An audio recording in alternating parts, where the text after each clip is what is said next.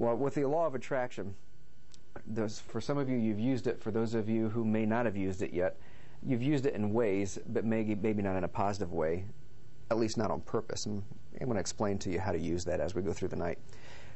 Now, with the people that have used it before, it sounds like you're sitting down, and for you it was because you got someone to call you.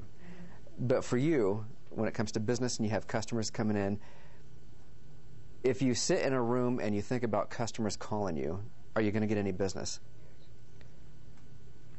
You're going to get calls. But you have to do a little bit of action. You've got to answer the phone. You have to go out and do the work, right? I visualize signing contracts. Good. Signing contracts? That's good.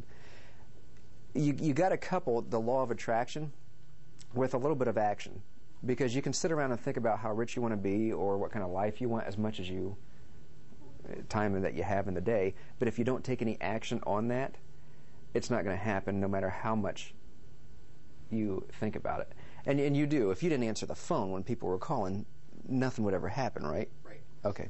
And the same with you. I mean, the phone rang, and you were thinking about someone, and they called you, and the phone rang. If you wouldn't have answered it, then you would have never known that they were calling. Yeah. So there's got to be some action. I'm working with a gentleman now who he has started a new job, and he's in sales, and he works out of his house. And when I first saw him, he was having problems picking up the phone. He just couldn't make himself make the cold calls. It was like the phone was a ton weight when he went to make them. And with hypnosis, we'll talk about hypnosis in a minute, but with hypnosis, we kind of utilize the law of attraction.